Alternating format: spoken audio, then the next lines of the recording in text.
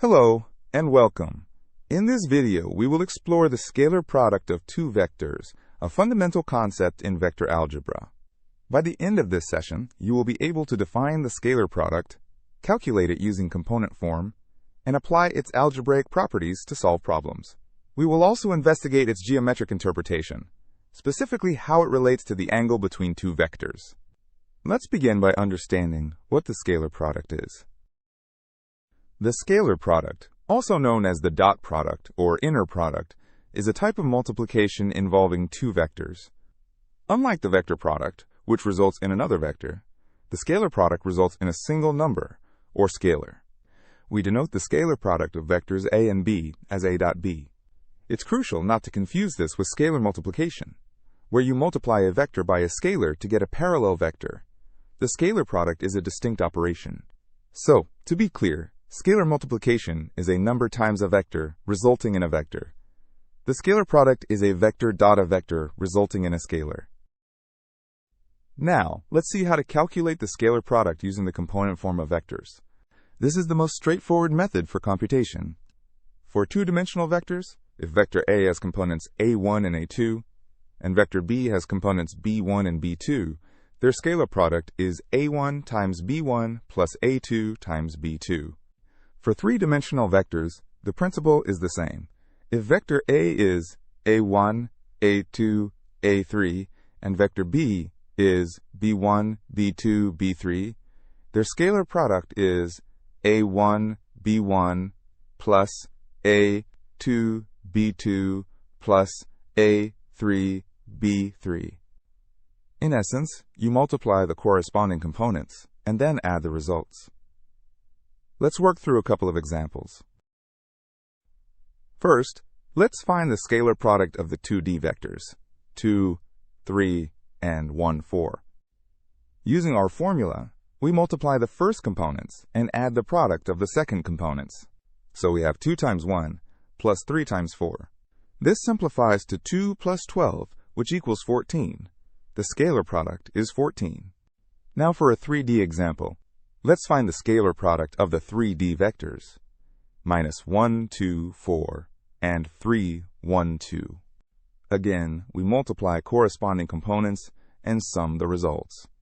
This gives us negative 1 times 3, plus 2 times 1, plus 4 times 2. Calculating this, we get negative 3 plus 2 plus 8, which equals 7. The scalar product is 7.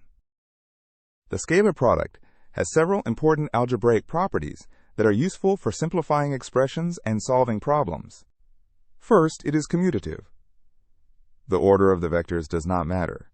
A dot B is equal to B dot A. Second, the scalar product of a vector with itself is equal to the square of its magnitude. A dot A equals the magnitude of a squared.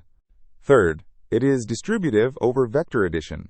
A dot B plus C is equal to A dot B plus A dot C. Fourth, this distributive property extends to more complex expressions. A plus B dot C plus D can be expanded just like a binomial product. Let's prove the second property, a dot A equals magnitude of a squared, for a 3D vector. Let vector A be a 1, a 2, a 3. The scalar product of dot A is a 1 squared plus a 2 squared plus a 3 squared. The magnitude of A by the distance formula is the square root of a 1 squared plus a 2 squared plus a 3 squared. Squaring the magnitude gives us a 1 squared plus a 2 squared plus a 3 squared. As you can see, a dot A is indeed equal to the magnitude of a squared. Let's apply these properties to solve a problem. Suppose we are given that the magnitude of vector A is 5 and the magnitude of vector B is 3. We need to find the scalar product of A plus B and A minus B. We can solve this by expanding the expression using the distributive property, just like we would with the difference of squares. Expanding A plus B dot A minus B gives us A dot A minus A dot B plus B dot A minus B dot B. Now, let's use our properties. We know that A dot A is squared and B dot B is squared. So, we can rewrite the expression as a squared minus A dot B plus B dot A minus squared. Because the scalar product is commutative, A dot B is the same as B dot A. This means the middle two terms cancel each other out. This leaves us with a simplified expression, a squared minus squared. Now we can substitute the given magnitudes. We have 5 squared minus 3 squared, which is 25 minus 9, giving us a final answer of 16. The scalar product has a powerful geometric interpretation that connects it to the angle between two vectors. This is one of the most important applications of the dot product. The geometric definition of the scalar product is A dot B equals the magnitude of A times the magnitude of B times the cosine of the angle theta between them. Here, theta is the angle between the two vectors when they are placed tail to tail. This formula allows us to find the angle between any two vectors. By rearranging the formula, we get that the cosine of theta is equal to the scalar product A dot B divided by the product of their magnitudes. This formula is a cornerstone of vector geometry. Let's use it to find the angle between two vectors. Let's find the angle between vector A, which is 1, 2, 3, and vector B, which is 4, 0, minus 1. We'll use the formula cos theta equals A dot B over A. This means we need to calculate three things: the dot product, the magnitude of A, and the magnitude of B. First, the dot product. A dot B is 1 times 4, plus 2 times 0, plus 3 times negative 1, which equals 4 minus 3, or 1. Next, the magnitude of A. It's the square root of 1 squared, plus 2 squared, plus 3 squared, which is the square root of 14. And the magnitude of B. It's the square root of 4 squared, plus 0 squared, plus negative 1 squared, which is the square root of 17. Now we can substitute these values into our formula. The cosine of theta is 1 divided by the square root of 14 times the square root of 17. To find theta, we take the inverse cosine of this value. Using a calculator, we find that theta is approximately 86.3 degrees. A very important special case arises when the angle between two vectors is 90 degrees, or pi over 2 radians. In this case, the vectors are perpendicular, or orthogonal. Let's look at our geometric formula. If theta is 90 degrees, then the cosine of theta is the cosine of 90 degrees, which is 0. This means that A dot B equals the magnitude of A times the magnitude of B times 0, which is simply 0. This gives us a powerful condition. Two non-zero vectors are orthogonal if and only if their scalar product is 0. This is a key result for IB problems. Let's test this with an example. Are the vectors A equals 2, 1, minus 3 and B equals 1, 4, 2 orthogonal? We just need to calculate their dot product. A dot B is 2 times 1, plus 1 times 4, plus negative 3 times 2. This gives us 2 plus 4 minus 6, which equals 0. Since the dot product is 0, we can conclude that the vectors A and B are indeed orthogonal. Let's tackle a more complex problem that combines these concepts. Consider the points A, 2, minus 3, 4, B, 11, minus 9, 7, and C, minus 13, A, B. We are told these points are collinear, and we need to find the values of A and B. If 3 points are collinear, it means they lie on the same straight line. This implies that the vector AB must be parallel to the vector BC.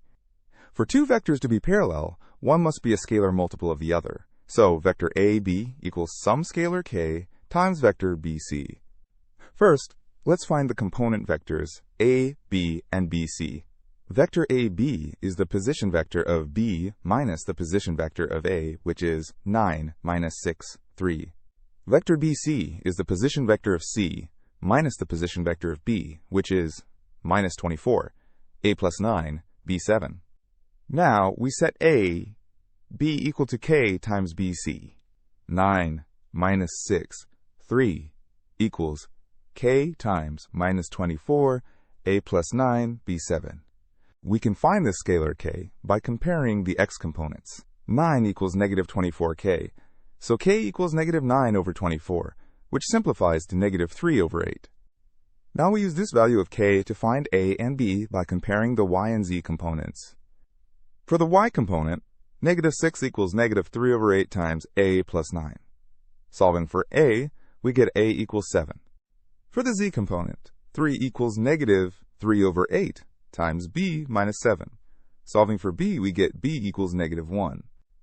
So the values are a equals 7 and b equals -1. Let's recap what we've learned today. We define the scalar product, or dot product, as an operation on two vectors that results in a scalar. We learned to calculate it using component form by multiplying corresponding components and summing the results. We explored its algebraic properties, including commutativity and distributivity, and saw how a dot A equals the magnitude of a squared. Finally, we discovered its geometric interpretation, which allows us to find the angle between two vectors using the formula cos theta equals a dot b over. This led to the crucial condition for orthogonality, a dot b equals 0. These concepts are fundamental to higher-level vector mathematics and will be essential for your IB studies. Now, let's move on to some practice questions. Here are 5 practice questions designed to test your understanding of the scalar product at an IBHL level. I encourage you to pause the video and attempt them on your own before watching the solutions. Question 1. Given vectors p equals 3, 2, and q equals -1, 5, find q dot p and q dot r, where r equals -2, 4. Question 2. Let a equals 2, 1, 3, b equals -1, 1, 1, and c equals 0, -1, 1. Find a dot b plus c and show that it equals a dot b plus a dot c. Question 3. Use the properties of the scalar product to show that the magnitude of a plus b squared is equal to the magnitude of a squared plus 2 times a dot b plus the magnitude of b squared. Question 4. Find the value of k such that the vectors u equals k, 2, minus 1, and v equals 3, minus 4, 5 are orthogonal. Question 5. The angle between vectors a equals 1, 2, 2, and b equals x, 0, 3 is 60 degrees. Find the possible values of x. Let's go through the solutions. For question 1a, q dot p is -1, 3 plus 5, 2, which is -3 plus 10 equals 7. For 1b, q dot r is -1, -2 plus 5, 4, which is 2 plus 20 equals 22. For question 2, first we find b plus c, which is -1, 0, 2. Then a dot b plus c is 2 minus 1 plus 1, 0 plus 3, 2 equals 4. Now we find a dot b, which is 2, and a dot c, which is 5. Their sum is 7. Wait, there's a mistake in the calculation. Let's recheck. A dot c is 2, not 5. So a dot b plus a dot c is 2 plus 2, which is 4.